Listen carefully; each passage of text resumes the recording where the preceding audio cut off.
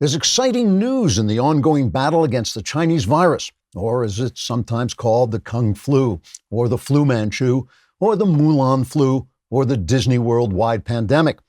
Dr. Anthony Fauci has been given the coveted Andrew Cuomo Special Emmy Award for best performance as an expert giving advice during a disaster when it would have been nice to have an actual expert giving actual advice.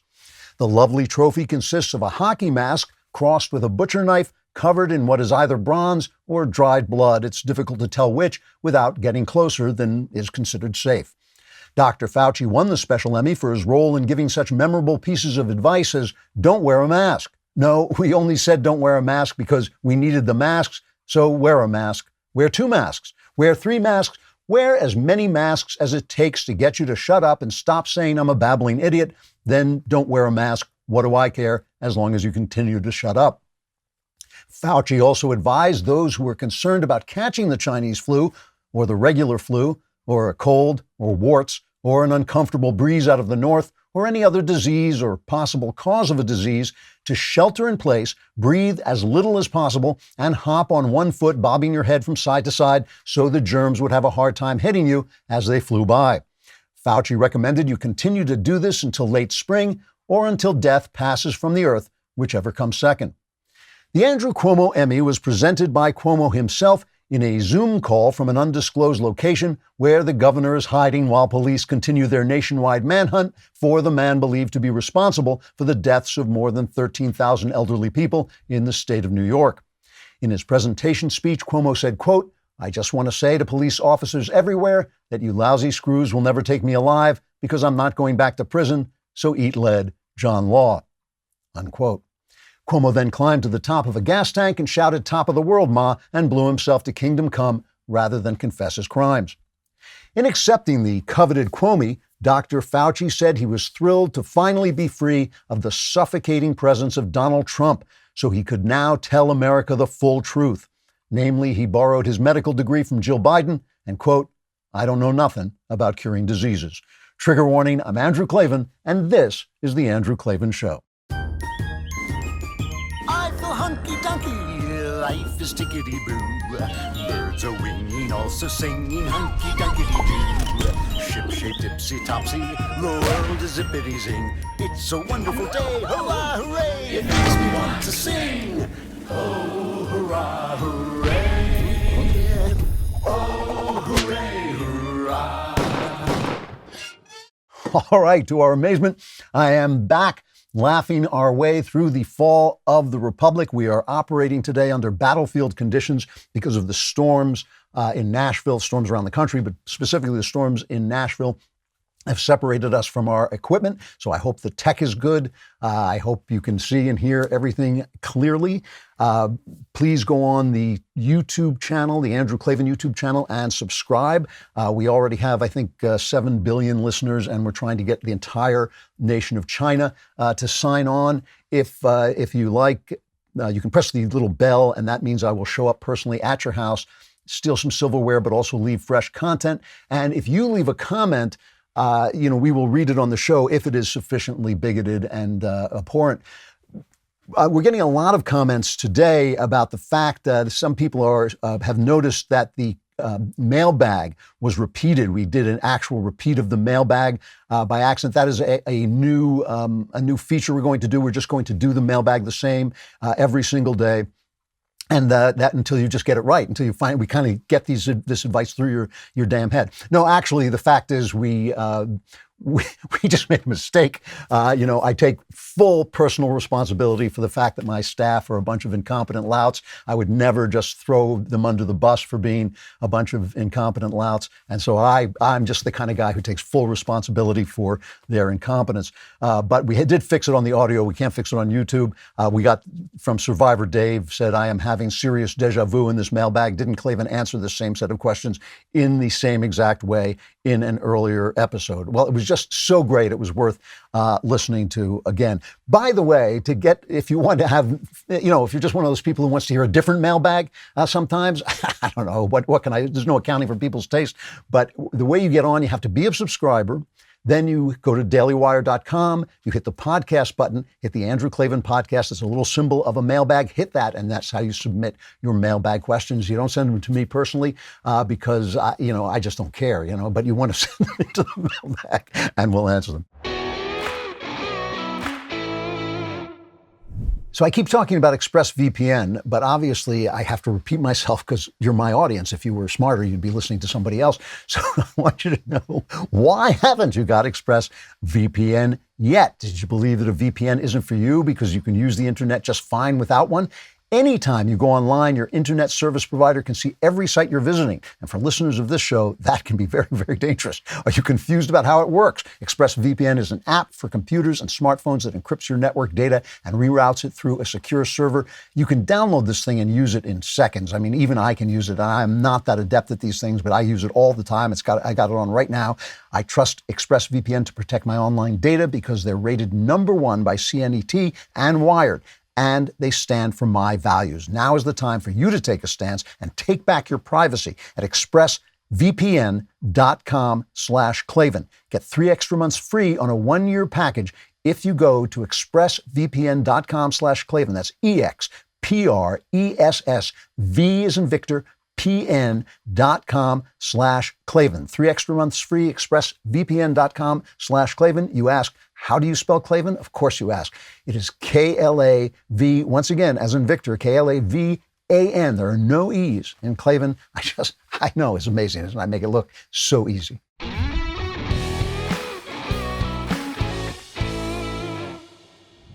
All right, today, instead of the usual what's the big idea opening, today what I want to do really is I want to talk about Rush Limbaugh, and I'm going to let myself ramble a little bit. I'm going to let myself go on a little bit because I want to talk about it personally, but I also hope that what I have to say, I think what I have to say will be different from some of the other tributes you've heard. Of course, as you know, Rush Limbaugh has left the EIB studio to return his talent that was on loan from God, to return it to God. And when I heard this, I choked up. I still choke up when I think about it. I hope I won't embarrass myself. But this is very unlike me. I'm the opposite of a sentimental person. I almost never choke up over celebrities. And the reason I don't choke up over celebrities, even if I loved their work, is because I don't know them. I didn't know them, and I didn't really know Rush. But this affected me personally, and I know it affected a lot of you personally. And so I want to talk about my personal experience, and I also want to deal a little bit with the people who are saying such terrible things about Rush now that he's gone. I'm sure they were saying it before that he's gone, but they continue to say it now that he's gone. And I don't want to just do it in terms of shaking my fist at them. I really want to examine what they're saying and why I think they're saying the things they're saying, and why, of course, I disagree with them. One of the reasons this struck me so personally is I'm a lifelong radio guy. I was born into a radio family. My father was a very successful New York DJ, what they call a morning man. That's the guy who does the morning drive, which is the morning rush hour, which is that's the biggest spot you can get. And in those days, there weren't many national jocks. There weren't many national disc jockeys. So he was famous in his locality, but his locality was New York City, which of course was the biggest market there was. And he was great. My father was great. If you've read my memoir, The Great Good Thing, you know that we didn't always get along. We didn't always hit it off, my father and I, but he was a good guy. And in spite of that, we didn't mix well, but he was a good guy. And he was an enormously talented broadcaster. And I learned a lot about it. I frequently tout the fact that we discover people on my show. Jenna Ellis and Jordan Peterson was here before anybody knew who he was. Michael Knowles, I'm sorry about that. I apologize for that. Candace Owens will tell you herself that she started on this show. And that is because I know good radio, good broadcasting when I hear it, because I grew up with it. Ben Shapiro, when I first heard him, I think he was about 11 years old. He was on a morning show in LA, and he was on with Alicia and some other guy that I don't know. And they didn't let him talk enough. But when I finally heard him, I contacted him. I think I got in touch with him through a DM and just said, you are a genuine radio talent. So it's something I can do because of my dad. And I spoke to Rush once. He interviewed me. He had a magazine that he gave away to subscribers, and he interviewed me for that. And it was incredibly moving to me. It's the only time I got to speak to him, but it was a long conversation, and we did really have a conversation. It wasn't just an interview. And he was a soft-spoken, highly intelligent, very self-effacing person. So in other words, he was doing a persona on the air, as we all to some degree do, but he was incredibly intelligent, he was very kind to me. He read many of my work, my columns and things on his show, which was always a big thrill. And I was very happy to get to tell him this story, which I've told on the air before, but it's worth telling again, which was the fact my father was a liberal. And he hated Rush. He hated everything Rush stood for. And I remember one day when he went off on Rush, we were sitting around talking about the radio business after he had really retired. And he just went after, he hated Rush. He was a fascist, and he was Father Coughlin, and he was, Hitler. I mean, every conservative to my father was Hitler. My father was an old-fashioned liberal. He was an actually liberal person. He was not like today's liberals who are not liberal. He actually was a liberal person, but he did have that liberal thing where they know that the Republicans and the conservatives are just evil, and he always thought the Nazis were around the corner. And so he was going on and on about Rush, and he was a Nazi and all this stuff. And when he was done, I said to him, well, maybe, but he's the best man with a microphone since you. And my father kind of sagged and gave a big sigh, and he said, I know. And so that's how great Rush Limbaugh was on the radio. He was so great that even my father, who hated him, had to admit he was the best in the business. And it was really appealing. Now, it was really something to me, important to me, to hear this radio guy who was the best broadcaster I'd heard since my father. And when he was coming up, when Rush was coming up, I was out of the country. I didn't really hear about him very much. And I didn't know, because I was living overseas in England, I didn't know that the spectrum, the political spectrum, was shifting under my feet, and I was becoming a right-winger. I didn't really change all that much. I did change in some of my opinions, but it was really the spectrum that changed. And one of the indications I got of that was one day I was reading the Evening Standard, which is the afternoon paper in London, and I saw a friend of mine, a very famous literary agent, a very successful literary agent, was interviewed in the Evening Standard saying that she would never handle a book by Rush Limbaugh because of how evil he was. And I wrote to her, and I was a liberal. I thought I was a liberal. I didn't realize the ground had shifted under my feet. I wrote to her and saying, no, that's wrong. It's voices like Rush Limbaugh's that are being silenced. You should, let them speak so that we can hear what they have to say, and so the conversation can continue. And I thought that was a liberal thing to say, but I didn't realize that liberalism was gone. When I got back, of course, I got back around the turn of the century. I moved home just around 2000, and very shortly afterwards, there was September 11th, the Islamist attacks, and I was shocked at the reaction of the people who were supposed to be our thought leaders, the entertainment community and the journalistic community, where they would say things like, I remember David Letterman specifically saying, why do they hate us? And I was saying, they're theocratic fascists. They're supposed to hate us. It's good that they hate us. We want them to hate us. We just don't want them to attack us. We want to fight them. And I was shocked at the way the culture had changed.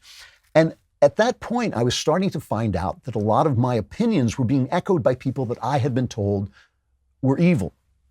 So I was on the National Review where Jonah Goldberg and his ilk were talking on the corner, and I was reading them, and I started to listen to Rush Limbaugh, and I listened to him just to kind of out of curiosity because he was such a big deal. And I thought, what's evil about him? Why is Rush Limbaugh evil? He's just talking about freedom. He's just talking about, constitutional limits on government. It all sounded like it made a lot of sense to me. Plus, he was hilariously funny. And there have been all these tributes to him, and obviously he started this business that we're all in now. He really changed the dialogue, and he made, as the left became censorious and as it became small-minded and provincial and really mean and hateful, he kept that voice alive. He kept the oppositional voice alive when, as we see now, they would gladly silence all of us and they would gladly make all of us criminals in a way and make us all outsiders. And he kept saying, no, this is actually a legitimate voice that can be spoken of, that can have humor, that can have joy. And I, who was just kind of forming these thoughts and didn't even know these thoughts had formed in my mind, got a voice from him. I suddenly thought, oh, yeah, of course the jokes that I make aren't wicked. They're not racist. They're not sexist. Of course, it's simply making fun of a damaged and damaging philosophy. So let me just point out, I wrote this piece for City Journal saying a lot of the things that I just said, and you can go on cityjournal.org and read it. It made the rounds. It got a lot of traffic. And of course, there was also all these attacks on Rush, and they came from Hollywood. Amber Tamblyn, I'll read a couple, said rot in purgatory. Her husband, actor David Cross, said cancer killed the cancer. Rush died of lung cancer. John Cusack said, never speak ill of the dead, but the truth demands the recognition of some facts. Besides Murdoch, there has been no more destructive a practitioner of the big lie for practice in U.S. history besides Rush Limbaugh. Rosanna Arquette, it's a real shame when someone wasted their lives spewing hate and lies. Enjoy hell, says Billy Baldwin. Borat director Larry Charles called Rush another white man propagating hate and lies. Here's Sonny Hostin on The View talking about him. This is cut one.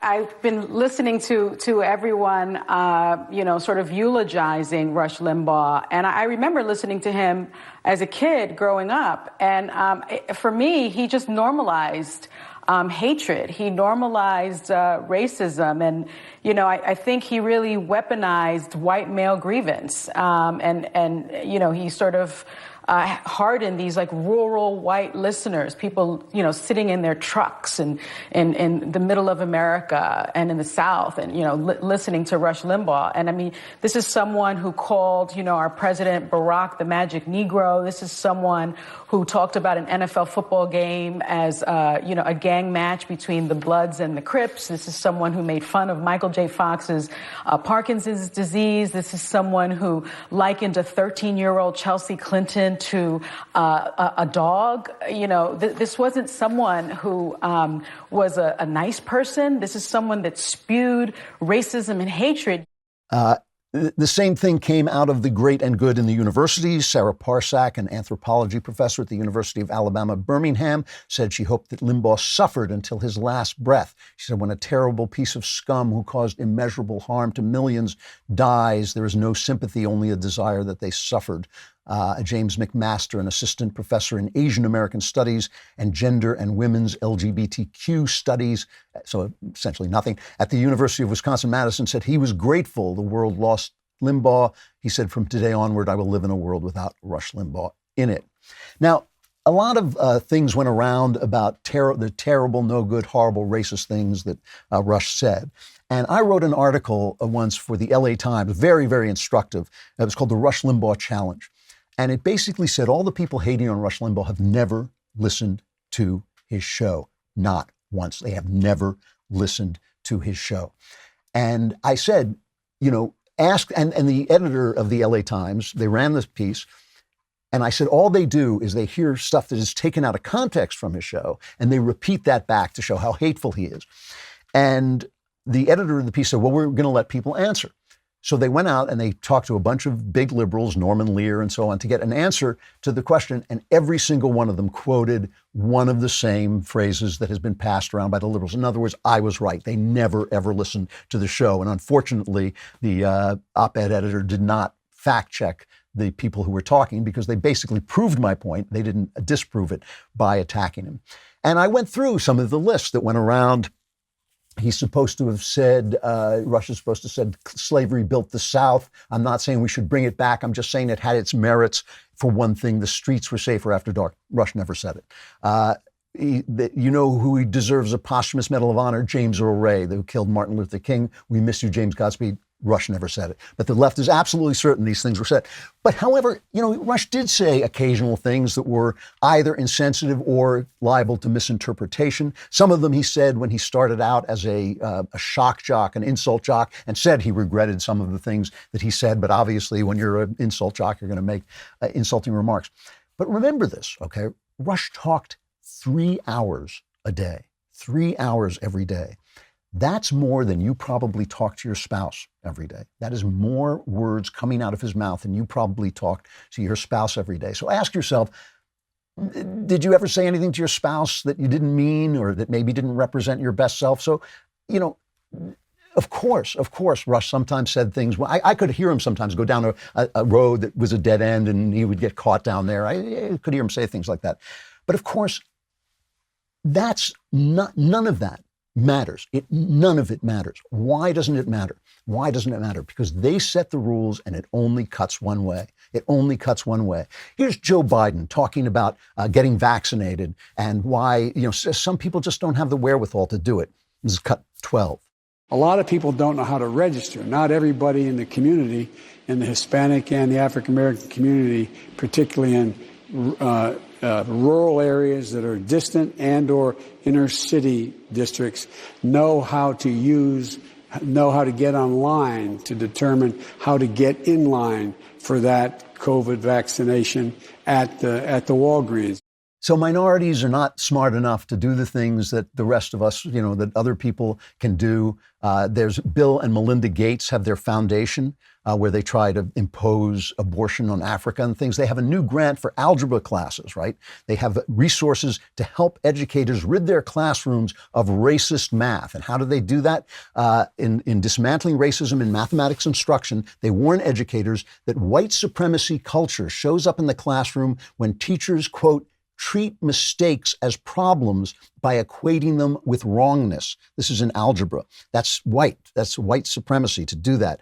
It, quote, reinforces the ideas of perfectionism that students shouldn't make mistakes and paternalism that teachers or other experts can and should correct mistakes. In other words, they're treating Black people like idiots. They're treating them like people who can't learn, which we know is true, damaging, horrifying, philosophical racism. The College Fix has an article today. A public Connecticut university is running a contest awarding $15,000 in prize money to students who provide written or video essays describing their personal relationship to Black Lives Matter. But in order to have this contest, they're lowering the grammatical standards for the contest.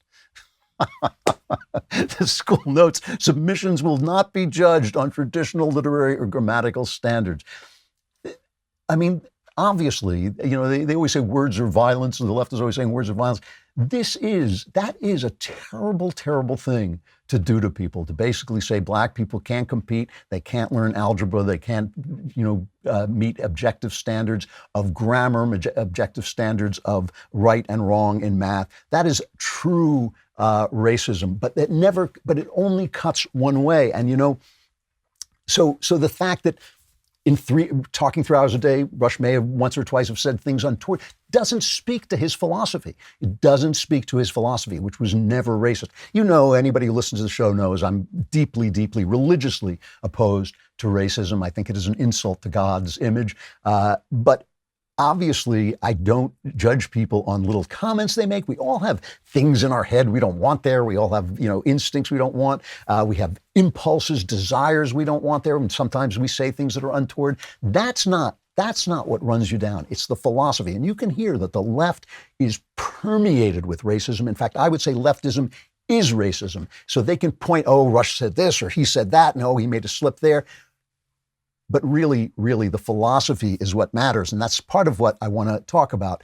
For instance, let me just play for a minute Sean Hannity talking about the death of Ruth Bader Ginsburg, okay? And I just want to compare this to all the great and good people, all these Hollywood people, all the wonderful actors, all the wonderful college professors who are celebrating the death of Rush Limbaugh when his family is still grieving, when the people who loved him and celebrated him have lost something, when their fellow Americans feel a little hurt about this loss, and they're dancing on his grave. Here's what Sean Hannity said when Ruth Bader Ginsburg, who, let me point out, we on the right disagreed with just as much as they disagree with Rush. I mean, we felt about Ruth Bader Ginsburg that she was just as misguided, that her philosophy was bad. I don't mind there being disagreements, but here's what Sean Hannity, the evil, the horrible, the Trump-supporting Sean Hannity, the lowest of the low when it comes to right-wing. How much more right-wing could you get than Sean Hannity? Here's the way he spoke about the death of Ruth Bader Ginsburg. Known as one of the most liberal-leaning judges on the bench, Justice Ginsburg had a distinguished legal career, the first Jewish woman to serve on the highest court in our land. Our thoughts and prayers, by the way, tonight are with the entire Ginsburg family, her colleagues at the U.S. Supreme Court, and everyone who knew and loved Justice Ginsburg. Interestingly, while they did have a deep philosophical divide, Justice Ginsburg was well known to have a great, deep friendship with Antonin Scalia, who passed away a short time ago. They were close friends. By the way, my own father died from pancreatic cancer in a very short period of time. It is an insidious cancer. She battled this cancer with incredible, inspiring courage beyond heroic. She will be missed by many. Now, I'm pointing this out just to show you the difference in what philosophies do to you, what philosophies turn you into. It's not the things that slip out of your mouth. It's not the little glitches of sin that we all have in our heads. Those are not the things that twist you and turn you into people who dance on the grave of your opponents, as opposed to Sean Hannity, who had the grace and dignity to treat Ruth Bader Ginsburg and her death, and the people who were mourning her death as well, with the kindness and respect that they deserved as human beings. You know, I've said this to a couple of people when we've talked about it personally. People get very angry when they hear people dancing on Rush's grave or saying foul things about him. I always tell them, you know, there's not a lot of justice in the world. There's not a lot of justice in the world. Bad people win sometimes. Good people get hurt. Good people die young. All kinds of unjust things happen. But here's an area where there's justice. When you have that kind of hate in your heart, believe me, it saps your joy. There's instantaneous justice for that. So I don't bother with this at all. I mean, it doesn't bother me at all, but I'm talking about philosophies and what philosophies do to you. So what twists the left into those people, and why is there, I feel, a lot more grace? And I'm not talking about, you know, we've got bad guys on the right and there are bad guys on the left, but I'm talking about mainstream people, the mainstream hate that was on TV, the mainstream hate that came out of Hollywood, the mainstream hate that came out of the Academy for Rush Limbaugh, a guy who really did change an industry, I think changed the country by adding a voice aside, giving a voice to most of the people, maybe a majority of people in the country. Here is Rush Limbaugh in a famous 2009 CPAC speech where he tried to define what it is that conservatives believe. This is cut 24. We love people.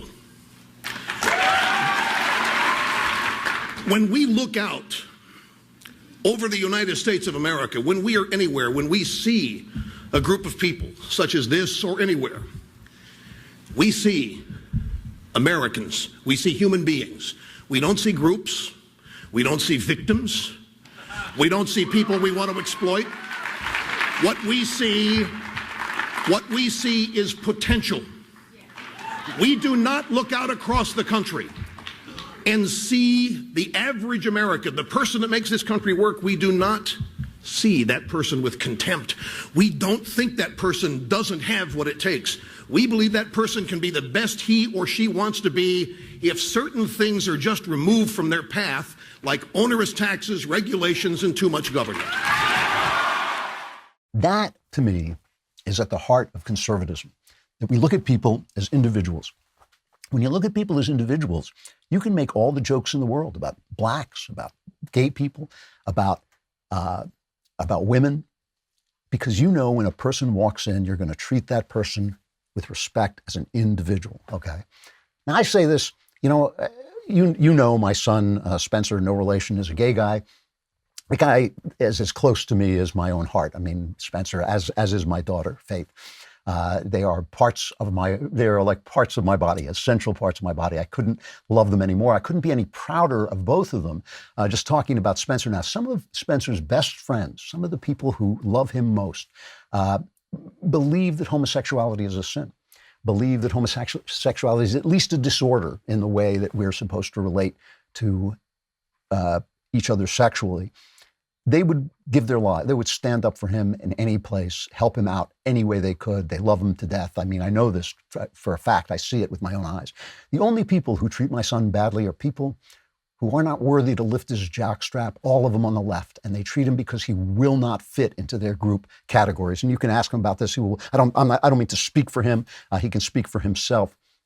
But this is true.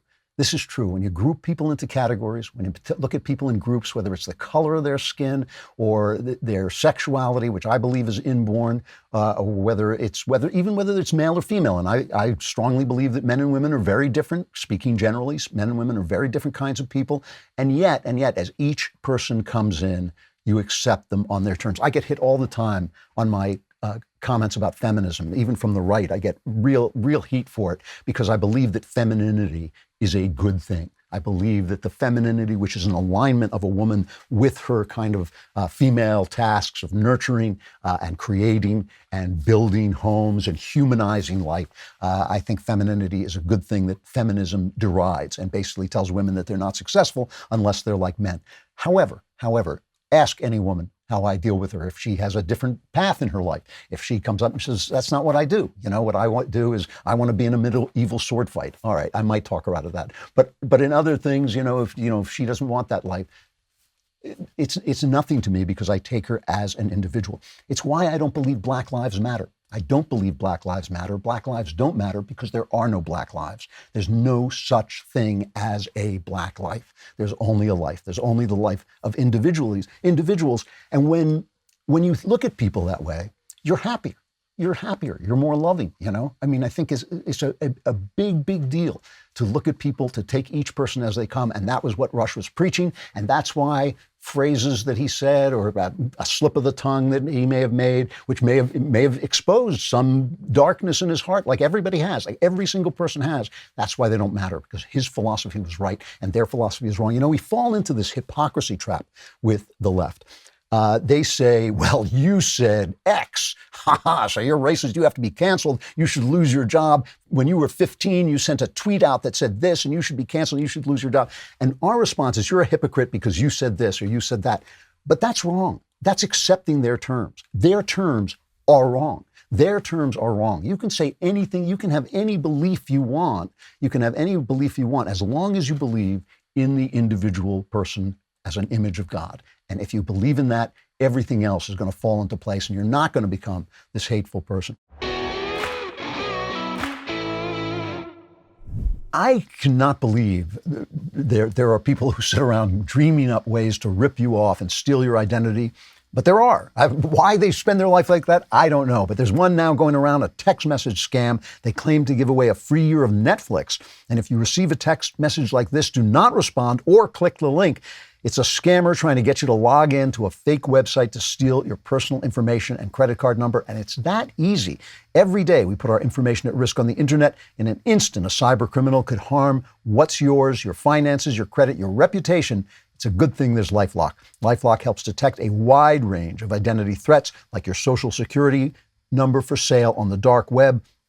If they detect your information has potentially been compromised, they'll send you an alert. I got one last week. Very, very helpful. Really keeps you safe.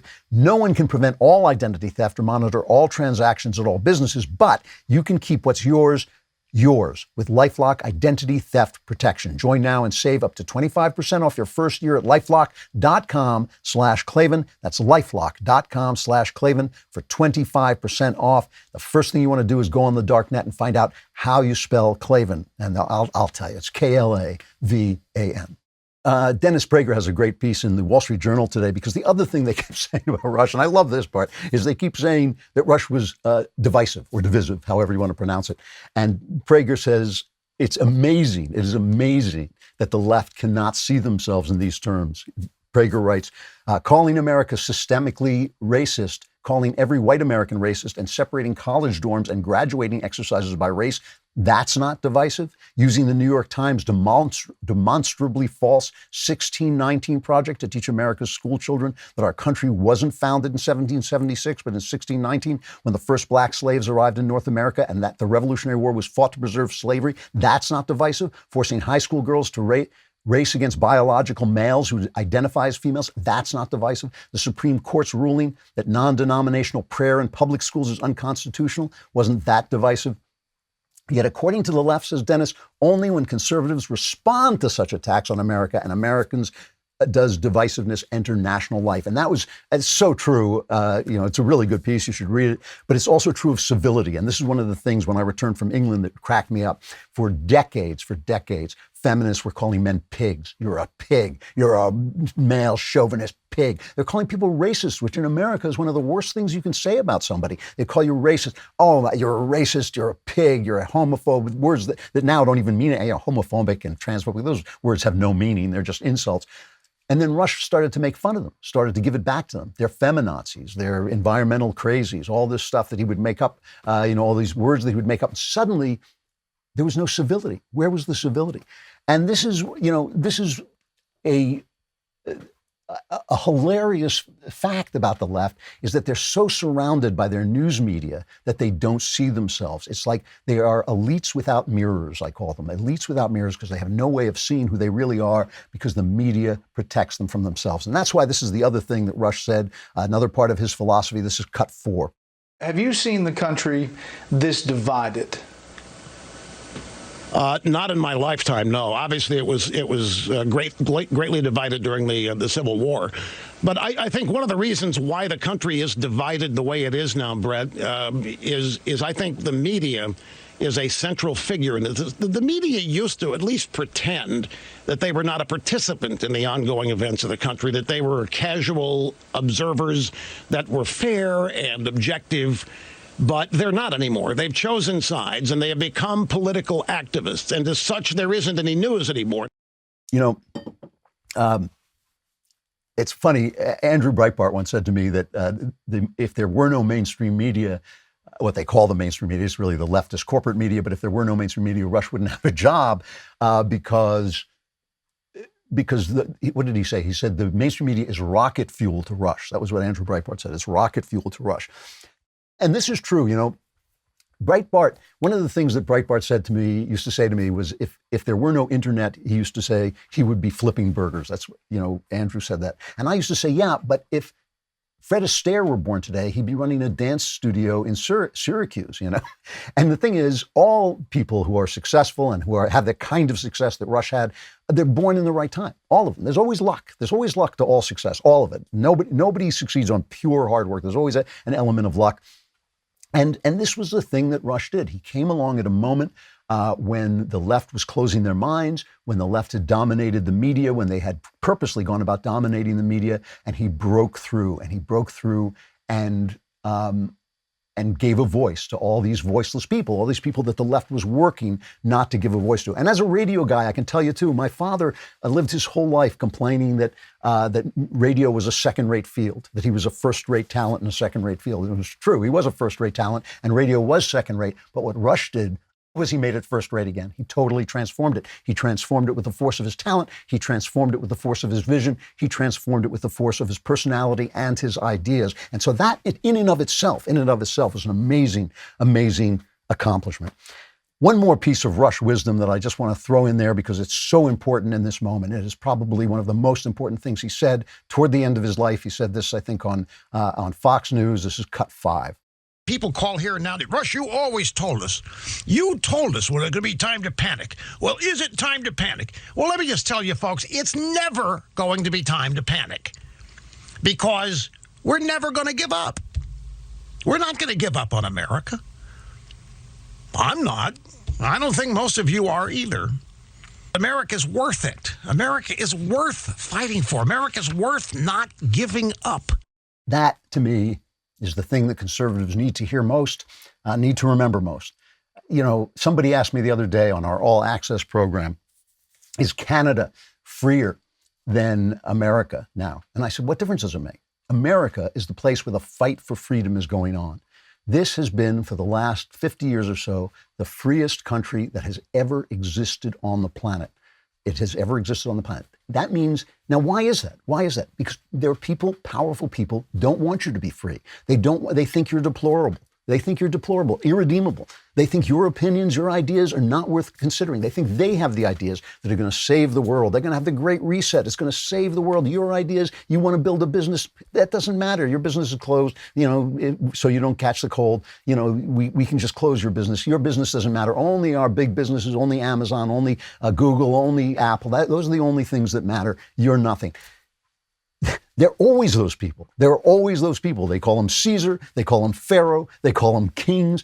This is the country. This is the country where we threw them out, and this is the country where every generation, every single generation, we have to fight again. And if you don't like that fight, if you don't want to be a part of that fight, this isn't the place for you. Yeah, go to Canada. Sure, healthcare is free. You got to wait 6 months to get your knee replaced, but that's okay. It's like, this is the place where we fight for freedom, and that's what Rush was doing. Rush said he had talent on loan from God. This is where I choke up a little bit because I think that's literally true. I think we all have talent on loan from God, and the parable of the talents is the parable of each guy was given a talent. It was a weight of silver. And when he returned it to his master, he had to have invested it. And the master said, "Did you invest it?" And the wise servant said, "Yes, I doubled your money." And the master said, "Well done, thou good and faithful servant." Rush's investment, somebody asked me this too, how is his death going to affect the future of the conservative movement? And I said, it's not, because his work is done. His work is done. His investment paid off in Dennis Prager. It paid off in Mark Levin. It paid off in Glenn Beck. It paid off in Ben Shapiro. It paid off in the Daily Wire. His investment has paid all the dividends, because now they would not be trying so hard to silence us if we did not have the voice Rush gave us. That is an amazing legacy. So that's my personal take on losing Rush, on radio silence that will follow the death of Rush. Well done, Rush. Well done, thou good and faithful servant. So as you know, I never sleep, but I do lie awake at night. And that's really useful because I can keep checking the house. I can keep seeing that everything is safe around the house by using my Ring security system. Ring.com is where you want to go so you can keep track of your house. Anyone comes to your door anytime, no matter where you are, you can see them and speak to them on your phone with Ring.com doorbells. It's a perfect time to upgrade your doorstep with everything being delivered now. And there are porch pirates running around. You get a Ring video doorbell that helps you. You can see and speak to anybody. Like I said, you'll never miss a visitor, whether it's your neighbor, your dinner, your groceries, or the guy who wants to steal your packages. And with motion detection, you get notified even if they don't ring the doorbell. If someone stops by or something's going on, Ring lets you know. Right now, you can get a special offer on the Ring Welcome Kit at ring.com/Klavan. It comes with Ring's Video Doorbell 3 and Chime Pro, the perfect way to upgrade your front door and start your Ring experience. So go to ring.com/Klavan. That's ring.com/Klavan. No matter where you are, no matter what you're doing, anyone comes to your door, you will be able to say to them, "How do you spell Klavan?" And if they know, call the police. No one should really know how to do that, because look at me.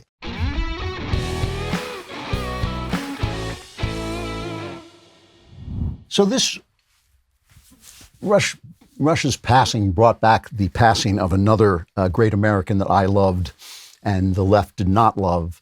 And this was back in the days when I was a liberal. I was certainly a Democrat. I don't know how left-wing I was, but I'm certainly a liberal, as I consider myself today a liberal. I'm a conservative because I'm a liberal, because conservatism is now where liberalism resides.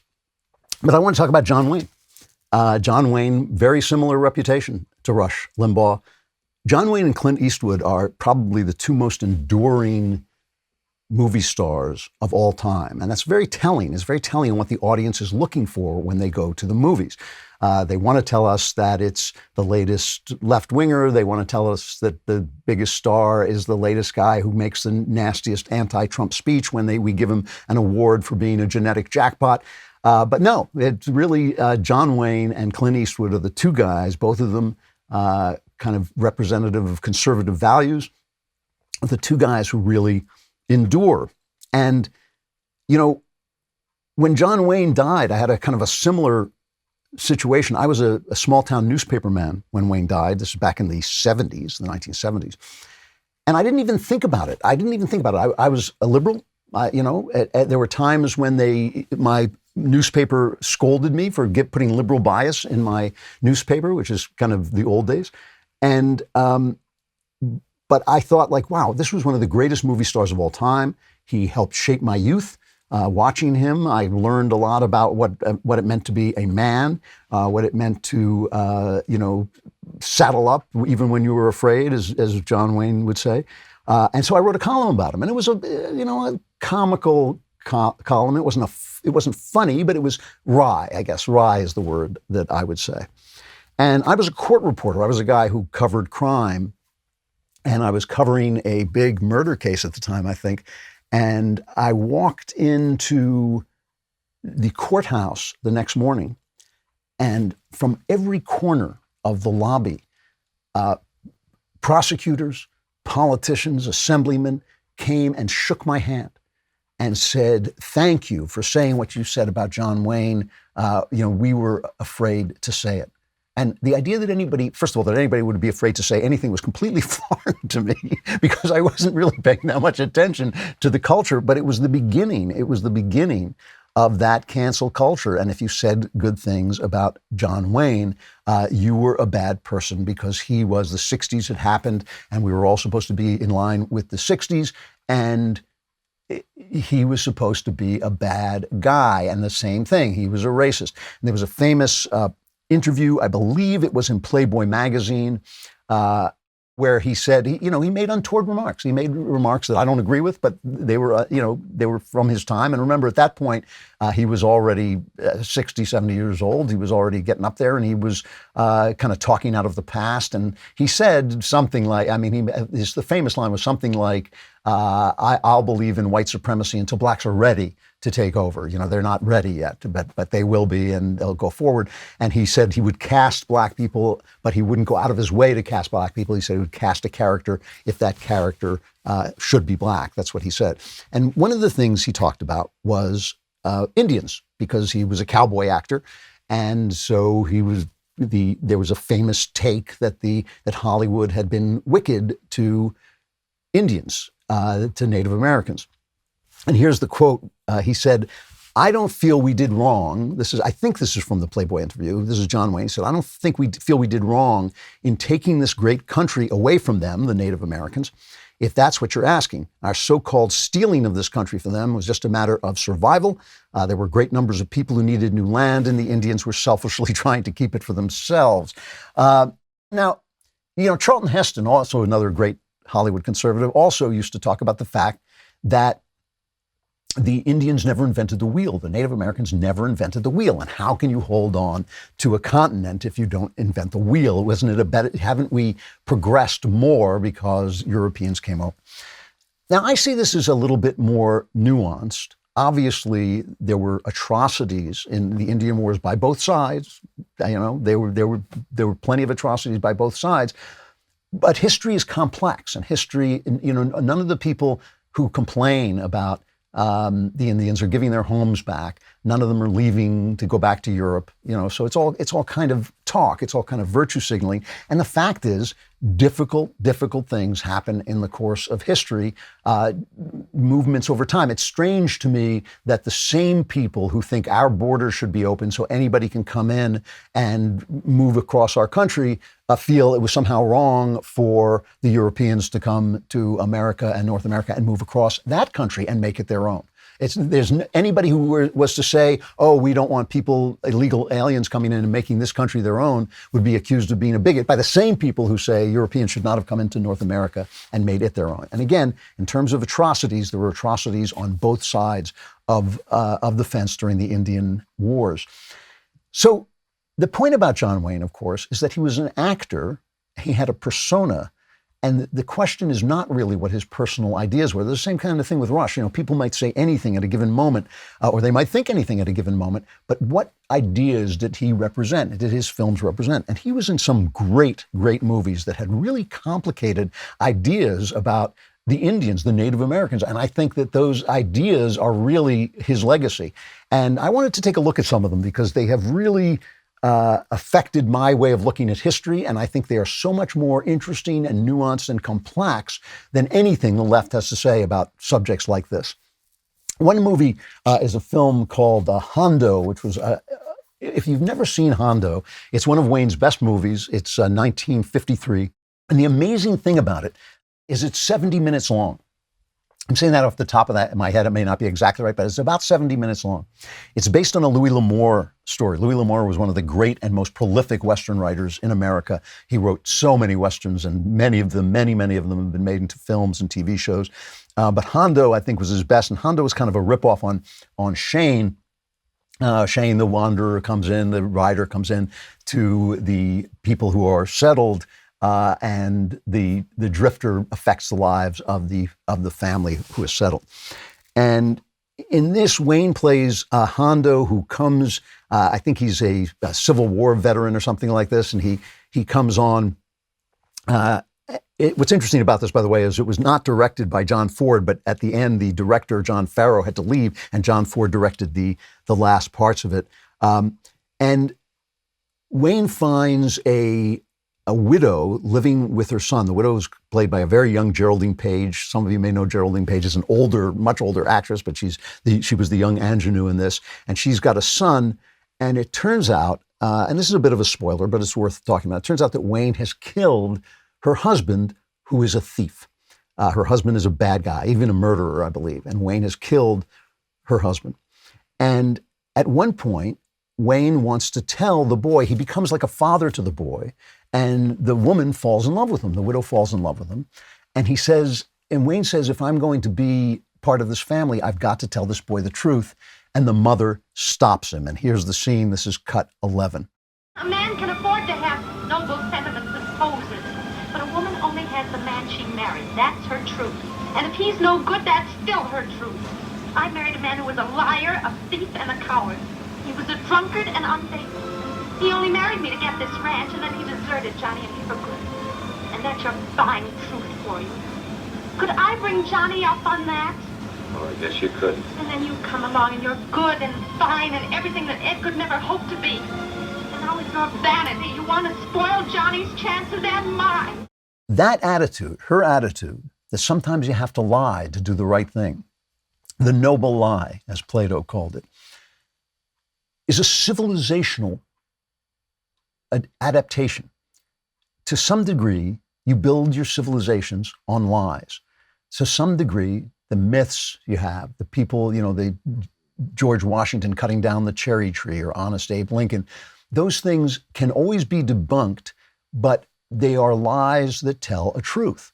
And the lie that tells a truth here is that Wayne is the better man, and Wayne can give this boy a good life, and that's the truth that matters here. And why alienate him by telling him the ugly truth about his father? This is compared with the life of the Apaches who are surrounding this little farm, who only tell the truth, who have no version of lies in this film. And at the end of the movie, the Indians are being forced off their land. And Wayne looks and says, their way of life is over. Too bad. It was a good way. And that's a really profound idea about civilization and the primitive. There's always a kind of longing for the primitive, especially among the French romantic thinkers like Rousseau, who thought that there was a noble savage. I don't believe that was Rousseau's term, but the noble savage, the idea that man was born free, but now civilization has him in chains. And that too is a myth. That too is a lie. But there is something about the primitive life that is appealing. And when you see these movies, they're all the same movie, like Dances with Wolves and Pocahontas and what's the other? The one, Avatar is another one. They're all the same story. Guy goes among the nature people and learns that his civilization is evil and nature is a good way to live. And that was really, in some ways, Hondo, except with a little more intelligence, showing that there was something really good about civilization, even with its lies, and it had to come. And this is the thing, the sort of energy of history, which is almost inevitable. All right, you know the drill. Your car is missing a piece, so you get in your car. It won't start because it's missing a piece. You pretend to drive to the imaginary auto parts store. You ask the imaginary guy behind the counter to look in his imaginary computer. And what do you know? He doesn't know any more about this stuff than you do. Why not just go on rockauto.com? First of all, you get to say rockauto.com, and that's always really, really invigorating. The ladies love it. You'll see. So you say rockauto.com and you can get the car part you need right in your own computer. Rockauto.com is a family business. They've been serving auto parts customers online for 20 years. Go to rockauto.com to shop for auto and body parts from hundreds of manufacturers. And best of all, the prices at rockauto.com are always reliably low. The rockauto.com catalog is unique, it's remarkably easy to navigate, and you'll quickly see the parts available for your vehicle while you're saying rockauto.com. You can do both at once. You can shop and say rockauto.com at the same time. Go there right now and see all the parts available for your car or truck. Write Klavan, and you got to write it. You got to say it like Klavan in their how did you hear about us box, so they know we sent you. And I know what you're saying. You say, how do you spell Klavan? Because now you're just talking like that all the time. It's Klavan. There are no E's in Klavan. There is a series of novels, and if you haven't read these novels and you love novels, you should read these novels. They're called the Flashman novels. They're by George MacDonald Fraser, and they're about a coward flashman who was there's a famous school novel called Tom Brown's School Days, and he was the bad guy, the bully in Tom Brown's School Days, Flashman, and he gets expelled in Tom Brown's School Days. So George MacDonald Fraser used him, this guy from another novel, and made him the hero of his books. And what he is a coward. He's a terrible coward with no morals whatsoever, who somehow manages to get involved with every famous battle during the Victorian era and come out of it looking like a hero, even though he's not, even though he's a poltroon. And he uses Flashman to speak the difficult truths of history. And that's why it's such a good, I keep trying to get Ben to read these. I don't think he has, but he really should. He would love them. And I think you would love them as well. And Flashman at one point is in a club and he's drunk, and he's just a horrible person, but he's hilarious. And he's in a London club and he's drunk, and he starts listening to some pompous kind of left-wing guy go off on the treatment of the Indians. And he starts to shout in his drunken way. And this is what he says. He says, if you think the whites were a whit more guilty than your darling redskins, you're an even bigger bloody fool than you look. He says, what bleeding breastbeaters like you can't comprehend is that when selfish, frightened men, in other words, any men, red or white, civilized or savage, when any men come face to face in the middle of a wilderness that both of them want, then war breaks out and the weaker goes under. He says, politics don't matter a damn. It's the men in fear and rage and uncertainty watching the woods and skyline. Do you see? You purblind bookworm, you. And Flashman is immediately thrown out of the club for saying what is obviously the truth, that history, the people acting in history are sometimes small, almost always small people acting against and for forces that were put in place without their approval and without their knowledge and without their understanding. They are just trying to build a home in the wilderness, and maybe the Indians are saying, well, this is my home, and they're coming, this is my land, and they're going to chase you off and kill you and steal your women, and the men are fighting back, and ultimately it's the weaker tribe goes under. And that's really what happens in history. And to pass this kind of lofty judgment on it that the left always wants to pass is like simplistic and stupid. And Wayne made films that, especially with John Ford, that represented that simplicity and that stupidity and tried to find a moral avenue through them. The greatest of them all is The Searchers, 1956. This is now looked upon as one of the great masterpieces. I find half of it to be one of the great masterpieces, and then there's a kind of comical love story in it that I just hate. I've never been able to convince myself that it's any good. But the story is really remarkable. John Wayne is a guy, this is in Texas during the Texas Indian Wars. A family is raided, a white family is raided by the Indians, and the women are carried off. And John Wayne goes off especially to get one of these women and to kill her. Because she's been raped. He knows, he assumes she's been raped by the Indians and turned into a squaw. And so he is going to kill her because he hates the Indians that much. He hates the Indians that much because of what he's seen. And at one point, one of the guys who's traveling with him to rescue a woman named Lucy, I think it's his girl, I don't think it's his daughter, I think it's his wife. He thinks he's seen Lucy, and Wayne tells him, no, I've seen Lucy. I know what really happened to Lucy. This is cut 7. I saw Lucy, all right. She was wearing that blue dress, and What you saw wasn't Lucy.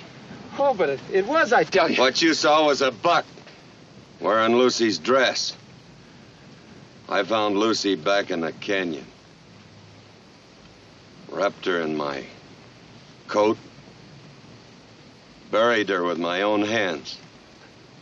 Thought it best to keep it from you. Oh. Did they... What was she... What do you want me to do? Draw you a picture? Spell it out? Don't ever ask me. Long as you live, don't ever ask me more. And at the end of the film, he finds Natalie Wood in one of the most famous scenes of all movies. He chases her down to kill her and then picks her up and says, let's go home. And Wayne hates the Indians, and he hates the fact that she is now essentially an Indian. And the scene we've talked before about the Jesus' parable about the woman taken in adultery, and essentially it's that scene replayed in a Western film. And I think what the movie shows you is that that everybody is basically a savage. Everybody is basically a savage. They're all out to hate and kill and rape and destroy one another. But there is another way, and that this civilization that is coming has the opportunity to bring that way in. Obviously, it doesn't always survive. It doesn't always do it. But the replacement of primitive life with civilized life is usually a replacement for the better, and I would say especially with Christian life. You know, the left is making fun of Texas because they've had some blackouts because they've had a once-in-a-century storm. We have blackouts here in California all the time, and the weather is great. When there's a blackout, when there's any kind of emergency, you want to be prepared.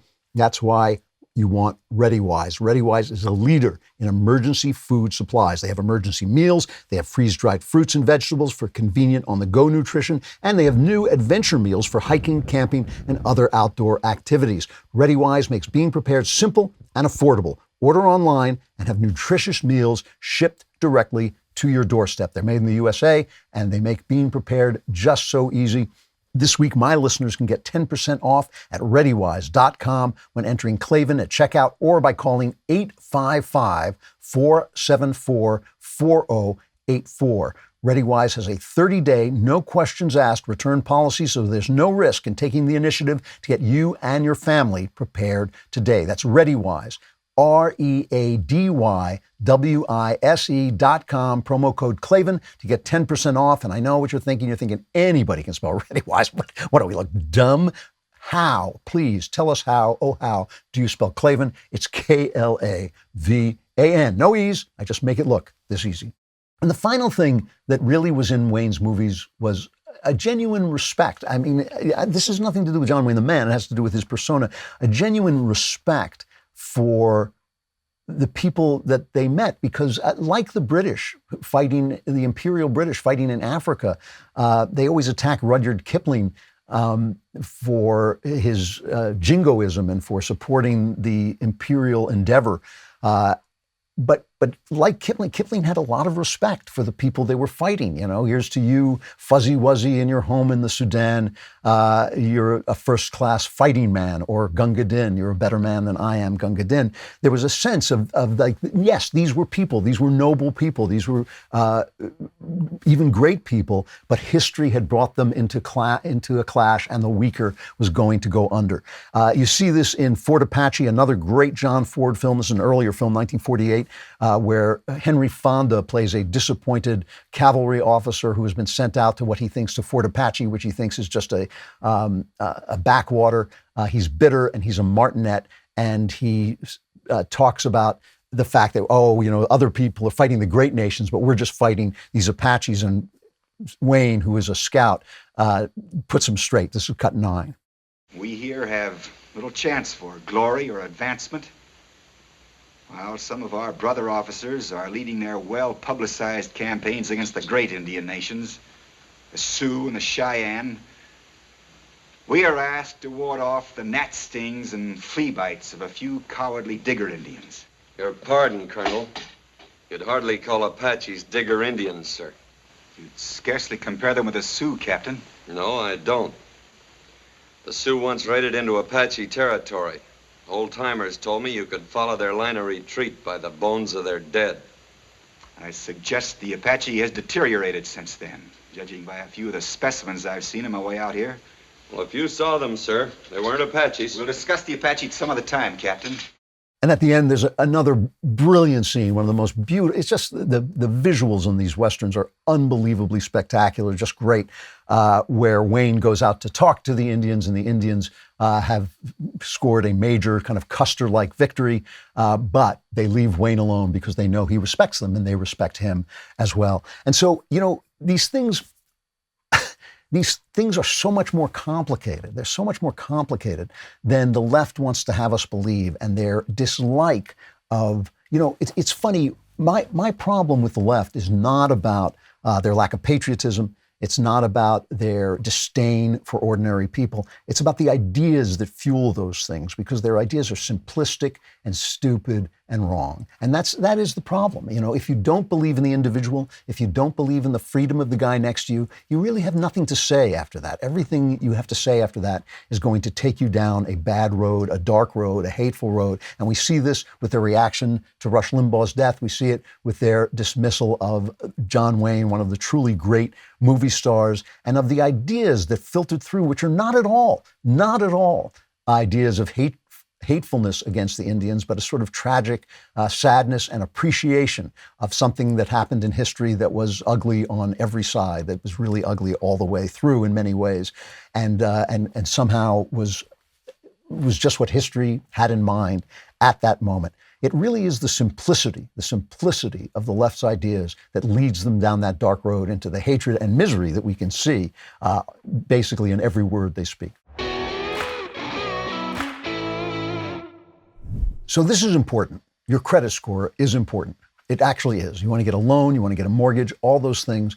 It is an important thing. And what people don't know is that the average American has 97 points they can add to their credit score. 97 points. But they don't know how to get them. But who knows how? ScoreMaster knows how. ScoreMaster isn't credit repair, it's credit science, and it helps you get your points fast. The average ScoreMaster user adds 61 points in 20 days. Getting your plus points fast can save you a fortune before you apply for a loan or credit card or refi your home or buy a car. ScoreMaster is also great for business owners who use their credit score to finance their business. ScoreMaster is even great for mortgage brokers who need an edge and love getting their clients better deals. ScoreMaster is great for everyone. It even shows you the score consequences of spending too much or identity theft. No one else does what they do. Enroll in minutes and see how many points you can add to your credit score and how fast. Visit scoremaster.com/Klavan. That's scoremaster.com/Klavan. The one thing they don't know how to do is spell Klavan. So I'll tell you, it's Klavan. Last Friday, the Daily Wire announced a movie deal with Gina Carano, former actress on The Mandalorian, who was canceled after criticizing the tyranny of the woke Hollywood mob. Ironic that. So we decided to team up with Gina, and within hours of us making the announcement, the news went viral. From USA Today to the LA Times, whether it was shock or outrage, there was a massive show of coverage. Headline after headline documented Gina's rejection of cancel culture and ours, because that's exactly what this is. This is cancel culture. It's more than a statement. We are fighting back against the totalitarian mob and the leftist narrative that has dominated our culture for so long. Gina's own words, they can't cancel us if we don't let them. We won't. That's why we've entered the entertainment space, and that's why we want you to be part of this fight to reclaim our culture. Go to dailywire.com/subscribe and use code GINA to get 25% off your membership today. That's GINA to get 25% off. We're so excited for all our entertainment content ahead and want you to be part of it. So go to dailywire.com/subscribe and use code GINA.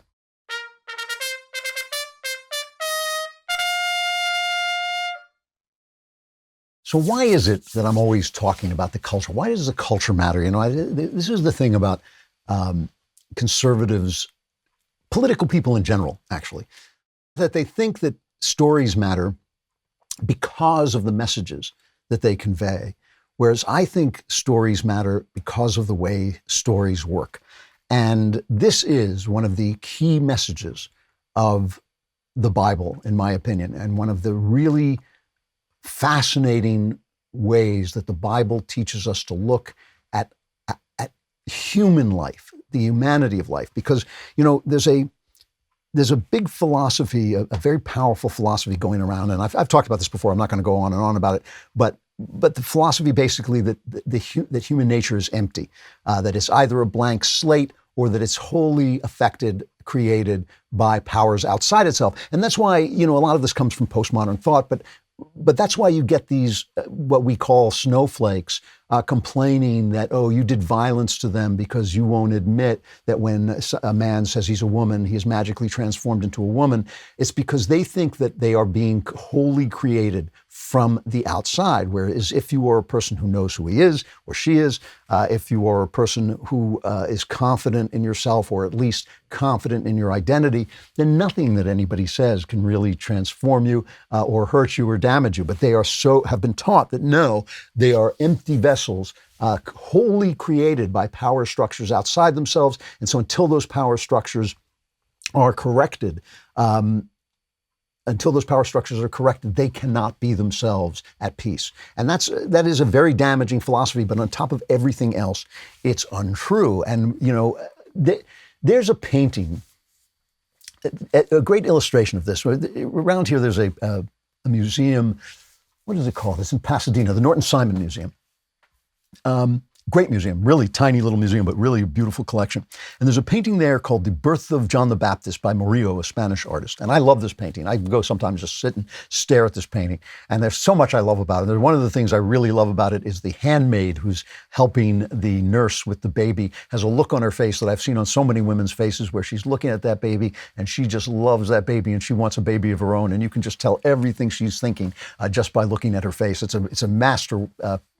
a masterpiece of the painter's art. But what strikes me about this painting also, and this is very, very common in paintings of a certain era, is the little angels, the cherubs, watching the scene. And I'm sure you've seen this if you've ever been in a museum and seen any painting from before the 18th century back into the start of the Renaissance. You see this beautiful scene, and then you see the cherubs kind of watching over the scene, a guy dying, being lifted up by the cherub. And what it tells you is that there is a level of life above this level. The things that are happening here are reflective of things that are happening there, that we don't just live in this kind of physical universe where all that matters is our flesh, but in fact, there is an entire level of meaning that is going on at the heavenly level, in the mind of God. And that, of course, is the thing that these sort of postmodern leftist philosophies don't have, is they don't have that. All meaning is being created by us, and therefore is infinitely malleable and infinitely flexible. And again, if you won't confess to the meaning that the left believes in, then you're a danger. You're a danger, because in order for that meaning to exist, the society has to we all have to sign on that meeting. And anybody who raises his hand and says, men really can't turn into women, or, cops really aren't racist, but there's a lot of crime in black communities, and that you have to take that into account when you're thinking of that. Anybody who does that shatters the narrative, and without the narrative, the truth, since the narrative is creating the truth, if you shatter the narrative, you shatter the truth. And so what we believe instead is that we are reflective of other meanings. So there is no way, the example I like to use is that if you give a beggar bread, or if you are cruel to a child, those have meanings. One is good and one is bad. That's the meaning. You can't change that. You cannot change that and say, oh, if I kill this child in its mother's womb, it's a woman's health. You can try, you can pretend, you can lie, but there will be a cost for telling that lie. And there is a cost for telling that lie. It is an atrocity, and it is reflective of the baseness of our society, that we allow those things happening, and eventually people will wake up to it, I do believe. So how do you get from this meaning to that meaning, and how do you make sure that people know those meanings exist? Well, Jesus does it by telling parables. And, this is a prophecy in Psalms. It says, it's read as, the Christians read it as a prophecy in Psalms. He says, I will open my mouth in parables and utter the dark sayings of old. And this is quoted in Matthew, I think, maybe Matthew, as I will open up my mouth in parables and utter things kept secret since the world was made.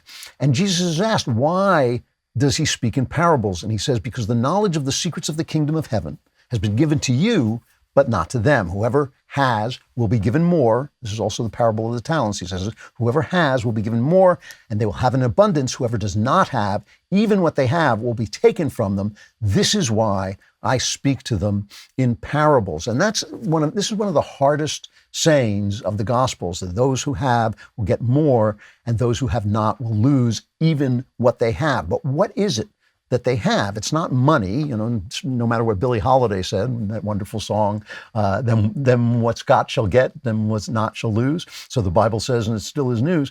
But no, he's not talking about money. He's talking about this insight or this willingness to embrace the insight that the world has meaning, that the world, it has fixed meanings. They may be vague meanings, they may not be perfect meanings, but it has meanings that that aren't infinitely malleable. And we see this, Jesus keeps saying, those who have ears to hear, let them hear. Those who have eyes to see, let them see. In other words, if you don't have those things, if you haven't got those, you will lose even what you have. And it's a very difficult thing. C.S. Lewis has a wonderful line in, I think, The Horse and His Boy, one of the Narnia stories, where he says, nobody hears any story, no one is told any story but his own. I use that as a frontispiece in Another Kingdom. No one is told any story but his own. We don't know whether everybody has the chance to hear. We don't know whether everybody is given the ears and maybe just refuses to use them. We just don't know. We have no way of knowing what other people's lives are like. We see people who are taken down very, very dark roads, obviously, who do terrible evil to themselves and to others. And we don't know, is that written? Did they have to live that life, or did they have a choice? I always believe that they have a choice. I believe that, but we don't know. We don't know those things. And there's the hard saying that, those who have will get more. And what is it? It is the power to hear a story and understand that it's not just a story. So Jesus tells parables because the secret to a parable is not the meaning of the parable. See, I don't believe this. I don't believe that parables are so difficult to understand. I mean, they have many, many different meanings and many layers of meaning and all that, but I don't think that's what's hidden. What's hidden is the fact that the story has meaning. So Jesus says there was a man who had two sons, right?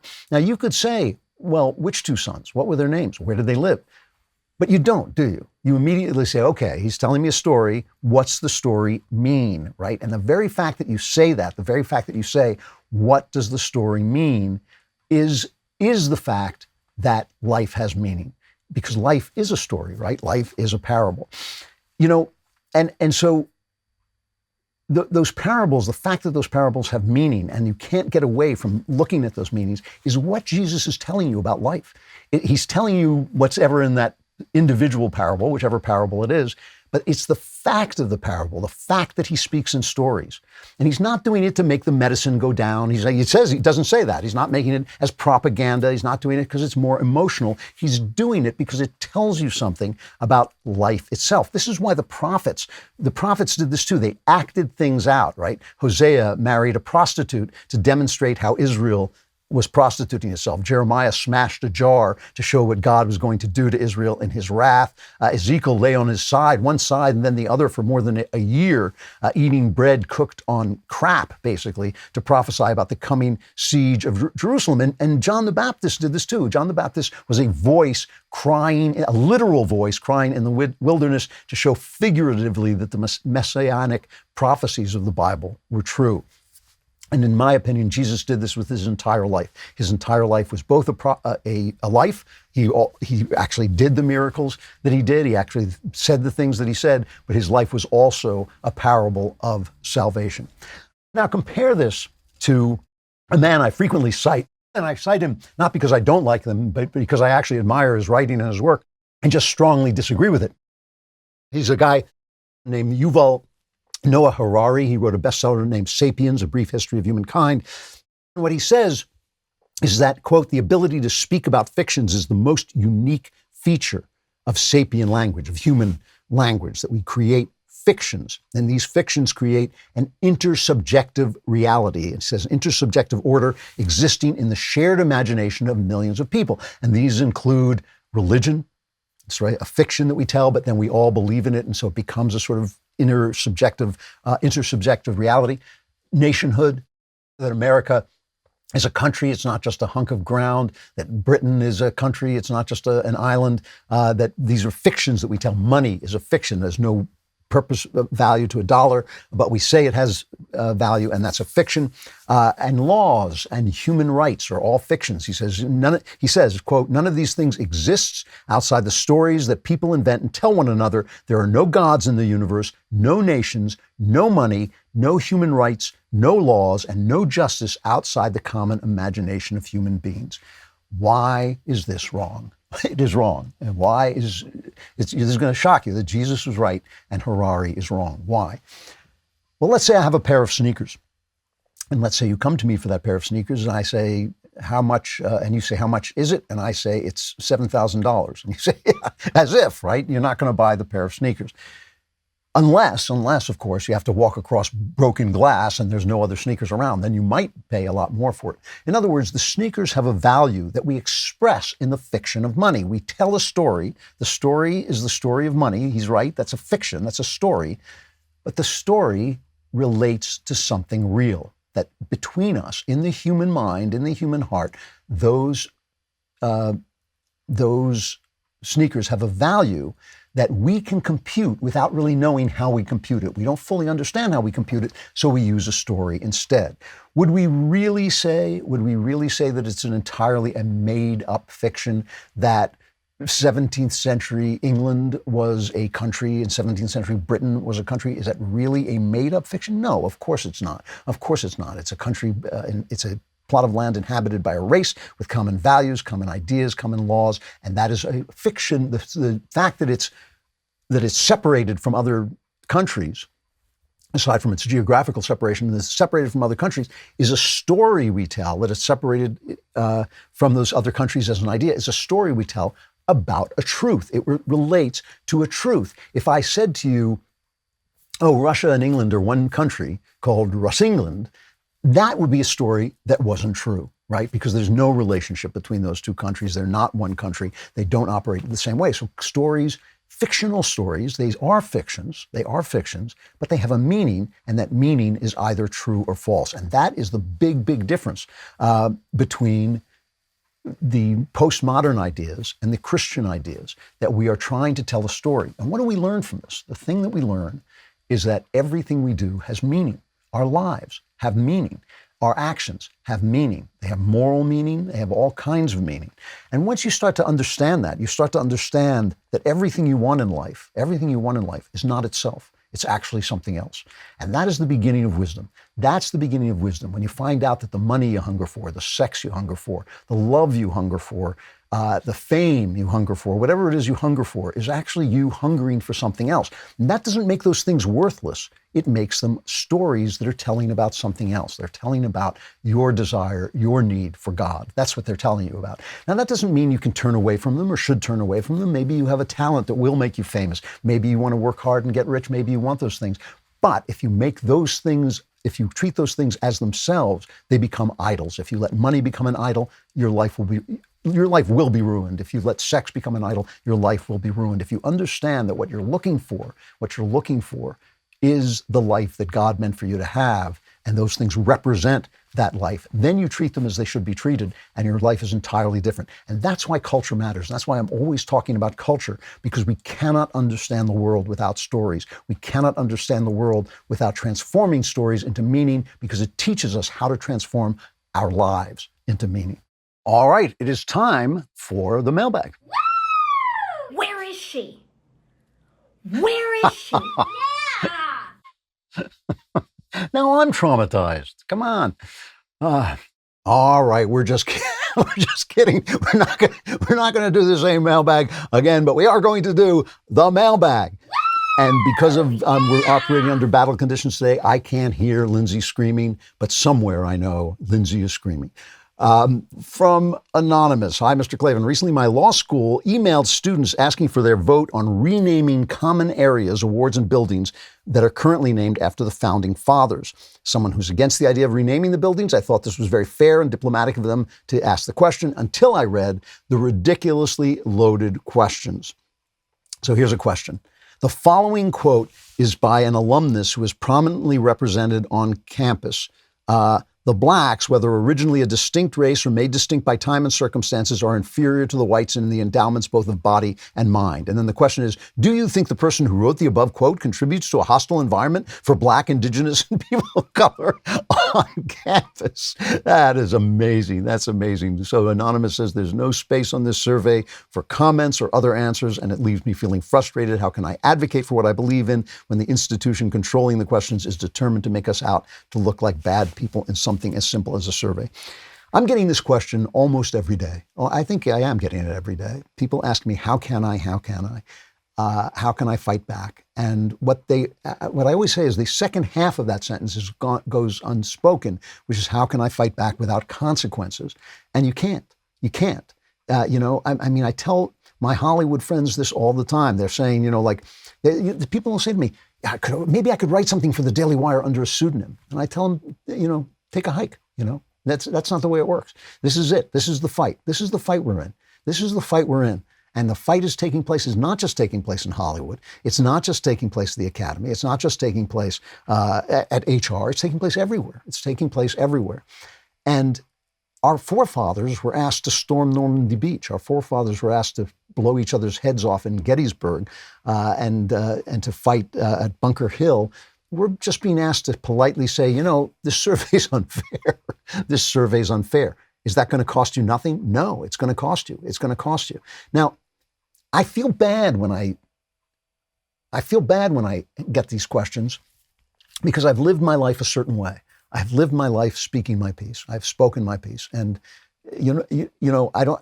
I have to say this. I don't say it like as self-aggrandizement, but it's part of my story. It has cost me a lot. It has cost me millions of dollars. It's cost me some of the work that I love doing. It has made it very difficult for me to do the work that I love doing at the level that I love doing it. And that's just true. Would I do it again? In a heartbeat. In a heartbeat. Why? Because they can take away everything from me but one thing. They can't take that one thing away, and that's the thing that matters to me. How can I tell you what risk you're willing to take? How can I tell you what price you're willing to pay? I can't do that. That's something you have to determine between you and God. But the thing I can tell you is, this is the fight we're in. There's no fight where you write me a letter under the name Anonymous and that scores a point. You have to put your name to what you believe if you're going to be in this fight. If you're going to be in this fight. And this is the thing. When I talked about Rush earlier and talked about all the people he spawned, the Ben Shapiros and the Glenn Becks and the Dennis Pragers and all those people who kind of come out of his overcoat, that includes you. It includes you every time you speak. And I think that you have to get, before you make your decision, I can't make the decision for you, but before you make your decision, you have to look in the mirror and say, this is the fight we're in. This is the fight my generation was given. It wasn't given the fight of, I have to have my head blown off at Gettysburg. It was given the fight of, I have to get knocked off Twitter, or I have to maybe get a worse grade, or I have to maybe get demoted or even fired from my job. I have to lose the career that I wanted in order to say the things that I think should be said. All of us who do things like this get letters from friends saying, you should say this and you should say that. And I always write back and say, no, you should say it. I say what I have to say. You should say what you want said. And so I can't, I can't guide you in what you think is important or what you think is worth losing or what you think is worth fighting for. I can only tell you, this is the battle we're in. And so you got to decide. You got to decide. There's nothing, you told me how unfair you thought this was. Tell them or don't. You have to decide. From Jesus, unless it's from Jesus. Mr. Klavan, I hope you and yours are doing well. I love your show and appreciate the work you do. Simple question, focused around the 7 GOP senators who voted guilty on Trump's second impeachment, really dealing with a larger and long-running problem within the GOP, mainly, why do we have so many fifth columns in our ranks, and what can we do about it? Democrats seem to suffer from this issue to a far smaller degree. While I understand that ideological lockstep can be dangerous, voting against Trump on an issue like this isn't some minor disagreement on tactics or policy issue. A vote like this betrays a fundamental misunderstanding of the times we're in and the threats facing us as a nation. Thanks for your time. Keep up the great work, and may God bless you and the Daily Wire. Well, thank you for that. Okay. There are a couple answers to this question. Why do we have more of a problem with this? Well, first of all, it's built into our philosophy, right? We believe in the individual and we believe in the individual's conscience. We do not believe that we have to walk in lockstep. We believe that if we're walking in lockstep, we're doing something wrong. I am going to believe, I'm just going to stipulate that some of these 7 GOP senators who voted against Trump in what I clearly think was political nonsense were voting their conscience. Mitch McConnell came out and denounced Trump. He voted for Trump because he said it was an unconstitutional proceeding, which it clearly was. It seemed to me, I'm not a lawyer, but it seemed to me clearly unconstitutional to vote on a impeachment on a guy who was no longer president. But Mitch McConnell came out and denounced Trump. I'm going to assume that had political motivations, but I'm also going to assume he wouldn't have used those political motivations if it wasn't in accord with his conscience. So we have to put up with more disagreement. We have to put up with more disagreement. And is one of the things that I try so hard to get conservatives to understand is that sometimes you compromise so that you can get to the votes you need. Politics is not talk radio. Politics is where things have to get done. And sometimes we have to not crucify a guy who didn't believe in 100% of what we believed in, but believed in 80%. And that's why I'm not a purity guy. I'm a guy who believes in get as close to your goals as you possibly can. So that's one reason. And that's just something we have to tolerate if we're going to believe in individualism. But the other thing is this. We are asking our politicians to do something unnatural. We are asking them to swim upstream, where the left is asking them to float downstream. Very important difference. Powerful people want power. People who run for office want power. People who have power want more power. Power corrupts. Absolute power corrupts. Absolutely. People who have power want absolute power. People who want power have something in their nature that wants power, okay? We are asking our politicians to stand for less power. We're asking them to stand for small, limited government. I shouldn't say small government. It's a big country. It's going to have a big government, but it should be limited government. We're asking our politicians to take less power. So you have a guy who's a politician, so you know he wants power, you know he gets off on power. I would never run for office. I don't want power over anybody. I would just want power to create. That's all I want, is the power to create the beautiful things I was given to create. I don't want to tell you what to do. That's why, I tell college students all this, this all the time. I'm not there to tell them how to live their lives. I'm there to tell them what I see, what I believe, why I believe the things I believe, but not to tell them what choices to make. I don't want power. A politician wants power. Nobody is doing it purely out of self-sacrifice. And we're saying to them, take less power. Pass laws that give you less power. That goes against people's nature. It goes against people's nature. So we're going to have actual fifth columnists in the party. People who think they can get power by telling us one thing and doing another thing. That is inherent in conservative politics, because it's just like in the Christian world, there are plenty of people who go, brother, it's so good to see you, brother. And in Christ, I greet you in Christ, and then we'll pick your pocket, because they know that you are going to be immediately sympathetic to a fellow believer, and they know they can get your hands in your pocket. There are people like that. There are going to be politicians like that. These are politicians who can say limited government, Constitution, Thomas Jefferson, George Washington, and then are going to get in and say open up the floodgates and, spend a gazillion dollars, and what do we care? And so that's why. Our philosophy is the hard philosophy. Their philosophy is the easy philosophy. And, that's part of, if that weren't true, everybody would be free. If that weren't true, every country in all history would be free, right? It is hard to be free. It is not the natural way. And who was it? James Madison, I think, who said it is in the nature of government to expand and freedom to contract. Madison or Jefferson, but it was one of them who said that. It is in the nature of them to do this. We are asking our politicians to fight against their nature and against the nature of power. And so that's why you see these things. It's very frustrating, but it's better than being on the left.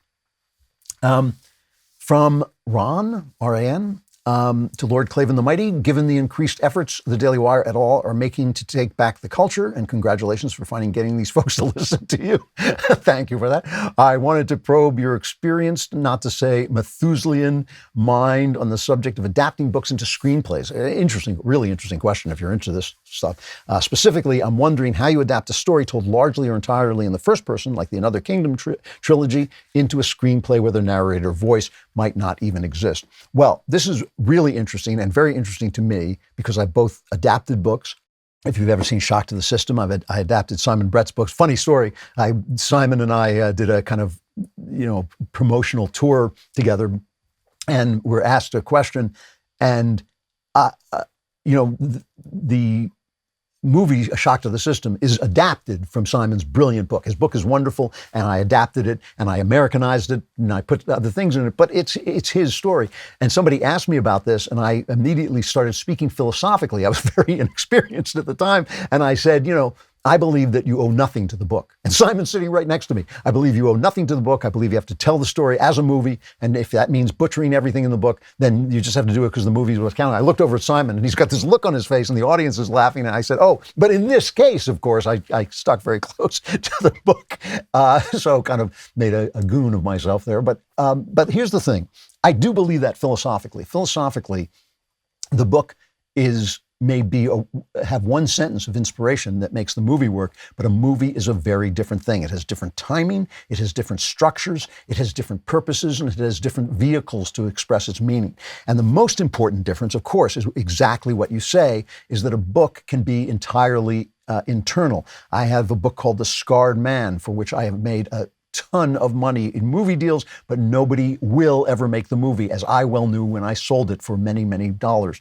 I knew they were never going to make it because it's really an internal story. It looks like a big action story, but really when you get into it, it is about the mind of the person. It's very hard to adapt. Another Kingdom, not so much. Another Kingdom does, as a novel, is about the mind of the person, but a lot of what is expressed in the book is expressed through action, and there's plenty of action with which to fill the screen.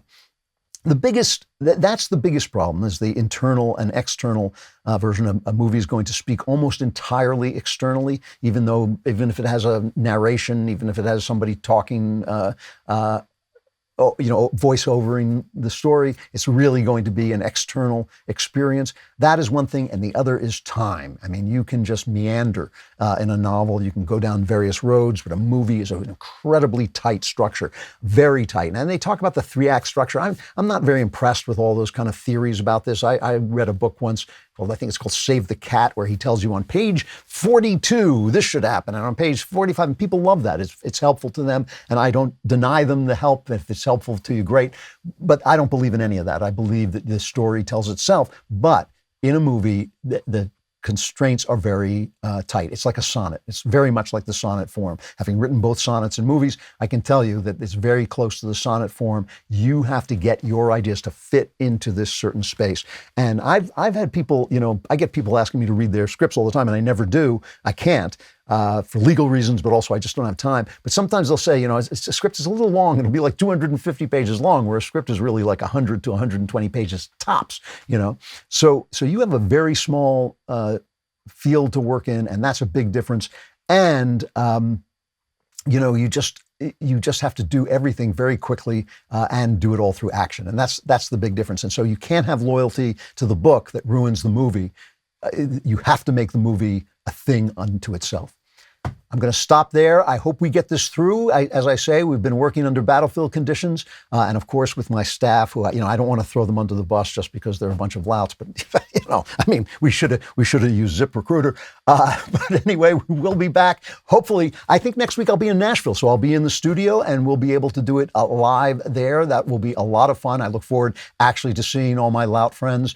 I miss them terribly, and I look forward to seeing you again as well. I'm Andrew Klavan. This is The Andrew Klavan Show. The Klavanless Week is upon you.